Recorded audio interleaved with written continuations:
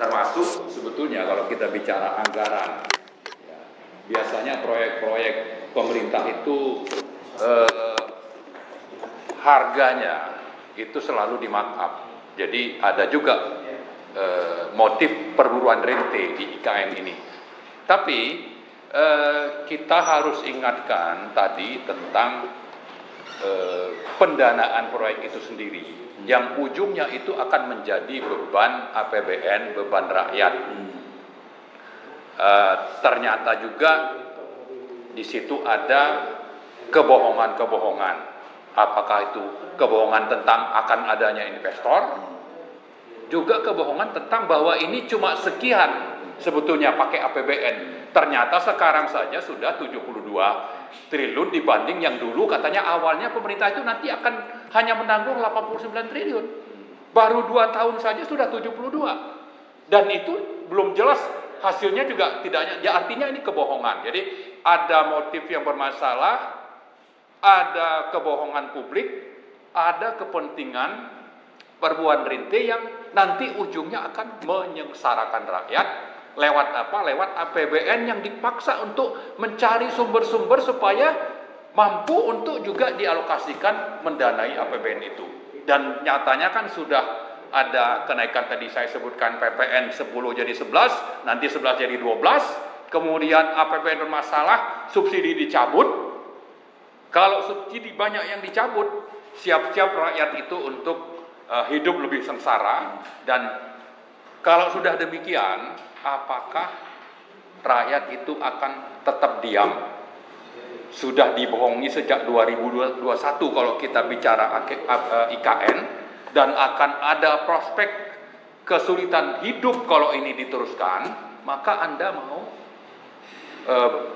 bersikap seperti apa? Saya menantang rakyat ini. Kalau DPR memang sudah disandera, jadi kita tidak bisa berharap. Jangan menantang, Pak. Ya. Mengingatkan rakyat supaya sadar Dan mau melawan. Iya, gitu. betul. Ya, nah, satu lagi kita ingatkan bahwa Jokowi mengatakan peringatan 17 Agustus 2024 itu akan diadakan di IKN.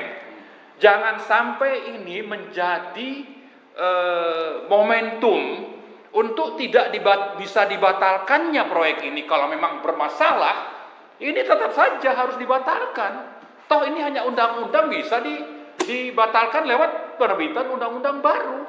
Jadi yang namanya rakyat atau DPR atau siapapun itu, termasuk guru-guru besar, jangan sampai terkecoh oleh rencana Jokowi bahwa kalau sudah 17-an di sana ini tidak bisa dibatalkan. Saya kira ini masih bisa dibatalkan. Ya, kita ingatkan itu. Nah, yang terakhir, kita melihat di Indonesia ini bagaimana hampir semua konglomerat terkaya di Indonesia itu pasti punya tambang.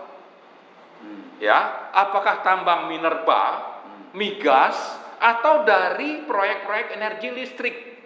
Ya, ini semua adalah proyek yang bernuansa KKN, tapi sekaligus melanggar konstitusi. Salah satu fenomena atau momentum kejahatan ini terjadi adalah saat ditetapkannya perubahan undang-undang minerba 4/2009 menjadi undang-undang nomor 3/2020. Ya, ini adalah kejahatan sangat nyata sebetulnya yang dilakukan oleh Jokowi dan rezim ini, partai-partai merampok kekayaan negara yang nilainya itu antara 5.000 sampai 7.000 triliun hanya khusus dari sektor batu bara. Ya. Nah, ini jangan lagi diteruskan ini kejahatan ini lalu melibatkan orang-orang yang ada di sektor keagamaan. Ya, ini harus dikoreksi dan sebetulnya pas Undang-Undang nomor 3/2020 itu kita berharap itu sama seperti IKN untuk dibatalkan dan dilakukan perbaikan oleh presiden terpilih nanti, ya, agar kekayaan sumber daya alam negara milik negara itu tidak justru hanya atau tidak terus membuat konglomerat atau siapapun yang di sana itu semakin kaya, karena ini adalah sesuatu yang tidak adil. Tapi dilakukanlah koreksi bahwa ini harus semuanya dikelola oleh BUMN dan BUMD. Saya kira itu dua hal. Ya, terima kasih.